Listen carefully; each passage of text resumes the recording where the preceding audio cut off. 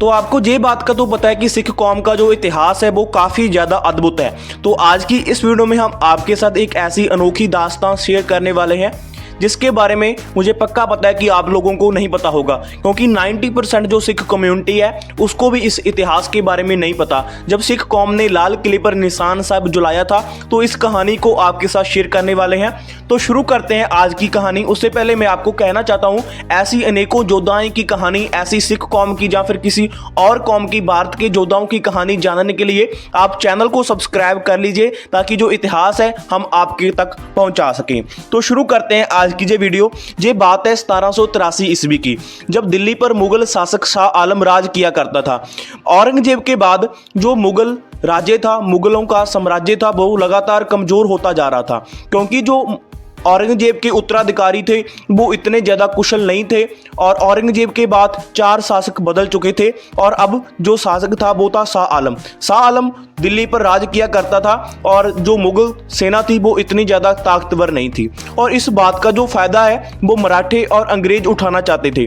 वो दिल्ली पर कब्जा करना चाहते थे। तो सबसे पहले दिल्ली पर कब्जा किया मराठों ने मुगलों की कमजोर सेना को हरा दिया और दिल्ली पर कब्जा कर लिया।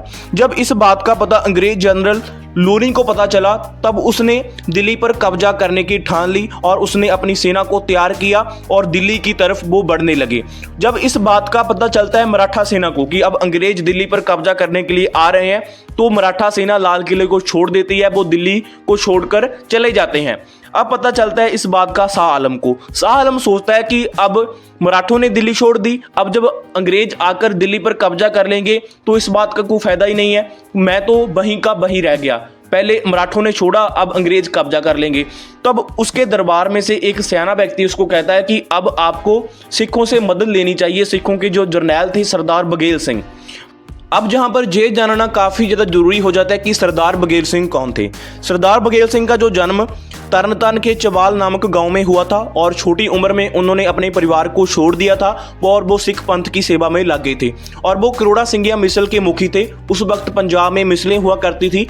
जो करोड़ा सिंघिया मिसल के पहले मुखी थे सरदार करोड़ा सिंह, उनकी मृत्यु हो चुकी थी। उसके बाद सरदार बघेल सिंह की काबिलियत को देखते हुए उनको करोड़ा सिंघिया मिसल का जो मुखी बनाया जाता है। अब शाह आलम का जो संदेश आता है सरदार बघेल सिंह के पास कि हमें अंग्रेजों से बचाओ, हमारी दिल्ली को अंग्रेजों से बचाओ, क्योंकि जो अंग्रेज है वो हमारे पर कब्जा करने आ रहे हैं।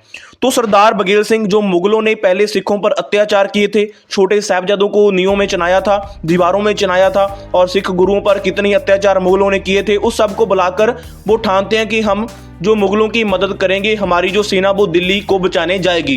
क्योंकि सिखों के स्वभाव में ये पहले से ही है कि मददगार की मदद करना, और ये भी कहा जाता है कि गुरु नानक जी के दरबार से कोई भी खाली हाथ नहीं जाता।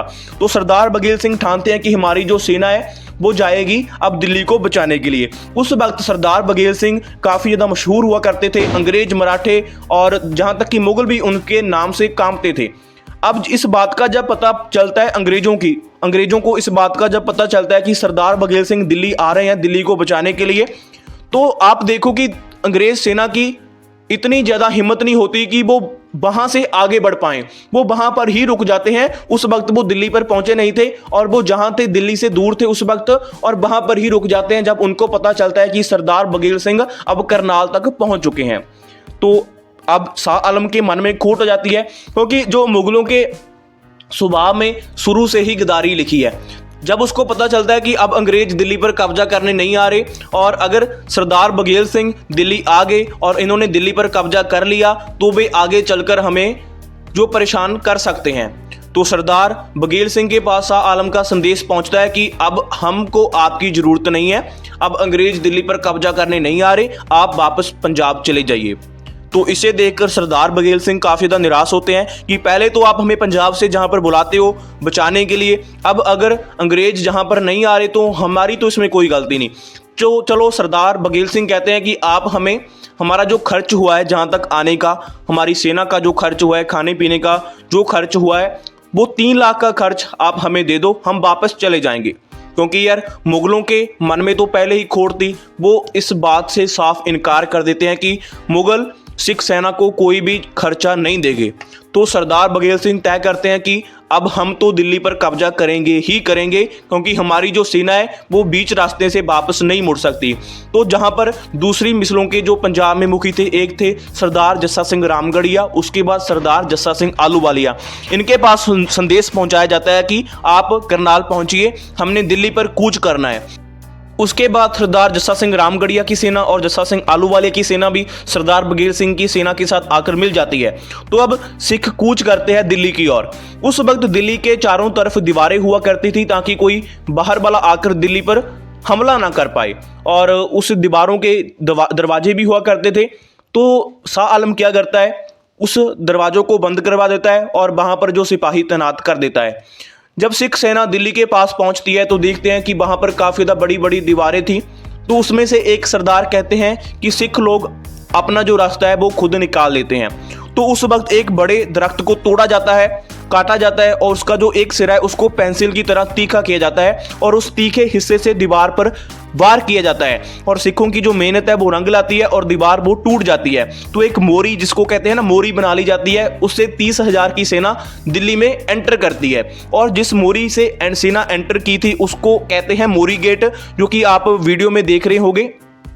उस मोरी गेट से जो सेना एंटर करती है वो मोरी गेट आज भी दिल्ली में है, और जिस मैदान में सेना एंटर करती है उस मैदान को कहा जाता है 30,000 मैदान। इस जगह पर आज दिल्ली में 30,000 कोट है, ठीक है। उसके बाद जब सिख सेना एंटर कर जाती है तो मुगलों के साथ लड़ाई होती है। थोड़ी लड़ाई के बाद ही, थोड़ी मोटी झड़पों के बाद ही मुगल सेना सरेंडर कर देती है। तो ऐसे सिख पंथ राज कर लेता है दिल्ली के लाल किले पर, दिल्ली पर कब्जा हो जाता है सिख सेना का।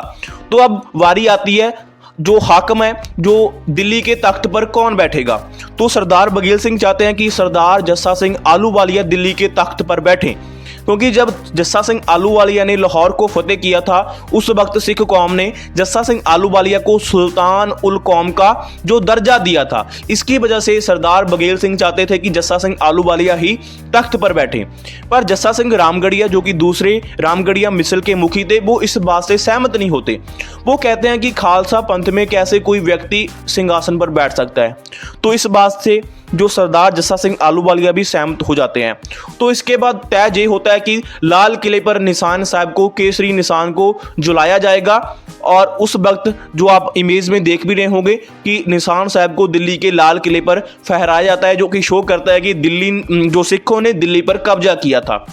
अब बारी थी उस सिंहासन की जहां पर औरंगजेब ने बैठकर फतवे सुनाए थे सिख गुरुओं के खिलाफ। बंदा सिंह बहादुर को सजाएं दी गई थी। उसके बाद कितने ही मलजूमों को, मासूमों को उस जगह पर अत्याचार उन पर किए गए थे। तो ये तय होता है कि उस सिंहासन का एक बड़ा हिस्सा तोड़कर उसको पंजाब ले जाया जाएगा। तो उस सिंहासन का एक बड़ा हिस्सा तोड़ा जाता है और कुछ तोपों को घोड़ों के पीछे लादकर पंजाब के अमृतसर में पहुंचाया जाता है। और रामगढ़िया बुंगा, जो गुरुद्वारा आज भी शायद अमृतसर में है, आप वहां पर जाकर देख सकते हैं। उस सिंहासन का जो एक हिस्सा है आज भी वहां पर पड़ा है, जो कि ये गवाही बरता है कि सिखों ने कभी दिल्ली पर कब्जा किया था। तो ये थी सिखों की दिल्ली फतेह की कहानी। तो अब बात करते हैं कि कैसे शाह आलम ने दोबारा दिल्ली पर राज किया, दोबारा कब्जा किया गया। तो अब शाह आलम कोशिश करता है कि किसी ना किसी तरीके से हम दोबारा दिल्ली को ले लें। तो एक गुप्त मीटिंग होती है जिसमें ये तय किया जाता है कि अब हम कैसे दिल्ली को वापस लें। तो उसमें से एक सियाना व्यक्ति होता है और उसकी दरबारी होता है। वो कहता है कि शाह आलम साहब, हम लड़कर तो सिखों से जीत नहीं पाएंगे, अगर बातचीत से दिल्ली हम फतेह कर सकते हैं तो ये हो सकता है। तो बातचीत के लिए कोई ऐसा व्यक्ति चाहिए था जिसकी सिखों के साथ दोस्ती हो। तो जहां पर चुना जाता है बेगम समरू को, जहां पर ये जानना काफ़ी ज़्यादा जरूरी हो जाता है कि बेगम समरू कौन थी। बेगम समरू का जो पहला नाम था वो था फरजाना बेगम, और उन्होंने अंग्रेज अधिकारी बाल्टन समरू से शादी कर ली थी, जिसके बाद उन्होंने अपना जो नेम है उसके बाद चेंज कर लिया था, रख लिया था बेगम समरू। और जो बाल्टन समरू थे उनके पति वो सरदाना रियासत में एहलकार थे, और उसके बाद उन्होंने सरदाना रियासत पर राज भी किया था। और बेगम समरू काफ़ी ज़्यादा बुद्धिमान थी। जब उन्होंने बाल्टन समरू से शादी की तो उन्होंने अंग्रेजी भाषा, फारसी भाषा और राज प्रबंध कैसे किया जाता है ये सब बातें सीख ली। और उनके अंग्रेजों के साथ भी काफ़ी ज़्यादा अच्छे संबंध थे, क्योंकि उन्होंने ईसाई धर्म अपना लिया था। क्योंकि उनको पता चल चुका था कि अंग्रेजों का जो दबदबा है वो भारत पर लगातार बढ़ता ही जा रहा है। तो उन्होंने ईसाई धर्म अपना लिया ताकि अंग्रेज उसे जो परेशान ना करें। और बाल्टन समरू की मौत के बाद समरू बेगम समरू अपने सरदाना रियासत पर आखिरी समय तक राज करती हैं। उसके बाद ही अंग्रेज उनको कब्जा करते हैं। जब तक वो जीवित होती हैं तब तक जो अंग्रेज सेना थी उनको परेशान नहीं करती। अब बात करते हैं बेगम समरू को क्यों चुना जाता है। क्योंकि एक समय बेगम समरू अपने मायके जा रही थी और डोली में बैठकर उस डोली को जो मुस्लिम सैनिकों ने उठाया हुआ था, मुस्लिम सैनिक जब उस डोली को उठाकर लेकर जा रहे होते हैं तो रास्ते में उनको सिख सैनिक मिलते हैं। सिख सैनिकों को लगता है कि मुगल सेना अब किसी हिंदू लड़की की डोली को अगवा कर ले जा रही है। सिख सेना को देखकर जो मुस्लिम सैनिक थे वो भाग जाते हैं। जब पता चलता है कि क्या जो मामला क्या है, तब जो सिख सेना थी वो उनसे माफी मांगती है। ये बात का पता जब सरदार बघेल सिंह को लगता है कि ऐसा हुआ है, तो सरदार बघेल सिंह हुक्म देते हैं कि उस लड़की को उसके ठिकाने पर, उनकी मंजिल पर सही सलामत पहुंचाया जाए और 5 सिख सैनिक उनके साथ भेजे जाते हैं। तो इसे देखकर बेगम समरू काफ़ी ज़्यादा प्रभावित होती हैं कि कैसे कोई व्यक्ति जो औरतों की इतनी ज़्यादा इज्जत करता है, 5 सैनिक उनके साथ भेजता है। तो वो चाहती हैं कि वो सरदार बघेल सिंह से मुलाकात करें। तो वो 1000 रुपये और 10 घोड़ों के साथ सरदार बघेल सिंह के साथ मुलाकात करती हैं। उस वक्त सरदार बघेल सिंह बेगम समरू को अपनी धर्म बहन बना लेते हैं। तो इसकी वजह से बेगम समरू को बातचीत के लिए चुना जाता है। अब जब बेगम समरू की बातचीत होती है सरदार बघेल सिंह से, क्योंकि उस वक्त सरदार बघेल सिंह चाहते थे कि हम दिल्ली छोड़ दें, क्योंकि दिल्ली पर कब्जा करने का मतलब है कि पूरे देश पर कब्जा करना। और सिख सेना की जो उस वक्त जो मतलब कि कह सकते हैं गिनती थी वो काफ़ी ज़्यादा कम थी, तो इसलिए उनको मुश्किल आ रही थी। तो सिखों ने ये तय कर लिया था कि हम दिल्ली छोड़ेंगे, पर सिखों ने कुछ शर्तें रखी और इस शर्तों का काफ़ी ज़्यादा प्रभाव आज के समय हमें देखने को मिलता है। शर्तें ये थी कि सबसे पहले तो दिल्ली के जो ऐतिहासिक स्थान है जो सिख धर्म से रिलेटेड है उनको ढूंढा जाए, उसके बाद वहाँ पर गुरुद्वारे बनाए जाएं। दूसरी शर्त ये थी कि जो टैक्स होगा उसका जो 37.5% 37.5% सिखों को दिया जाएगा। उसके बाद जो थर्ड शर्त थी वो ये थी कि जब तक ये गुरुद्वारे तैयार नहीं हो जाते तब तक 4000 सिख सैनिक दिल्ली में ही रहेंगे। और जो आखिरी शर्त वो ये थी कि जो सिखों को दिल्ली में आने का जो खर्चा हुआ है 3 लाख का जुर्माना शाह आलम को भरना पड़ेगा। तो ये 4 शर्तें सरदार बघेल सिंह और सिख सेना की तरफ से शाह आलम के सामने रखी जाती हैं और शाह आलम इन 4 शर्तों को मान लेता है। तो ऐसे जो शाह आलम है वो दोबारा दिल्ली पर अपना जो कब्जा है, कब्जा नहीं कह सकते उसको कब्जा तो हम नहीं कहेंगे क्योंकि उसने कोई लड़ाई नहीं की थी, उसने ये मांगा था, बदले में कुछ शर्तें उसको माननी पड़ी थी। तो ऐसे शाह आलम दोबारा दिल्ली के सिंहासन पर बैठ जाता है। तो अब सबसे इंपॉर्टेंट बात कि ऐतिहासिक स्थानों को ढूंढना काफ़ी ज़्यादा मुश्किल था।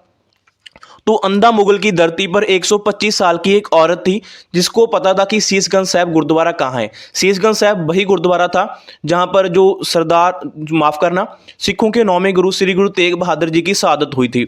तो उस औरत को उस जगह का जो पता था।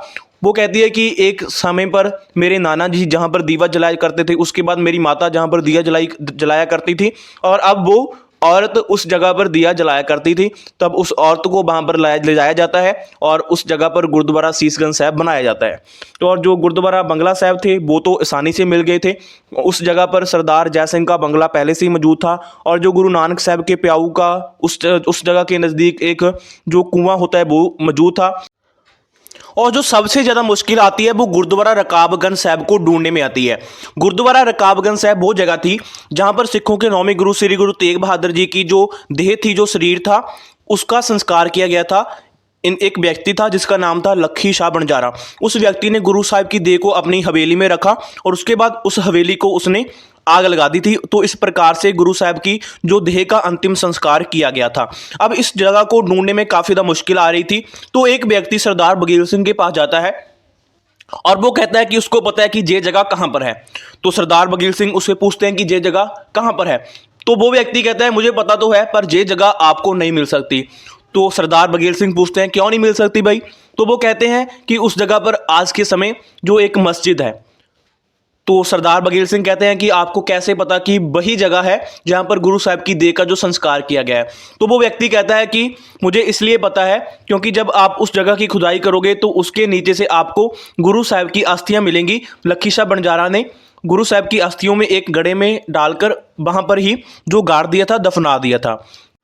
तो इसके बाद जो सिख सेना थी वो शाह आलम से बात करती है कि भाई ऐसी बात है और सिख सेना उनको विश्वास दिलाती है कि अगर तो वहाँ से जो अस्थियाँ गुरु साहब की मिल गई तो हम वहाँ पर गुरुद्वारा साहब बनाएंगे। अगर हमें अस्थियाँ नहीं मिली तो जो मस्जिद अब है उससे भी बड़ी मस्जिद जो सिख सेना वहाँ पर बनाएगी।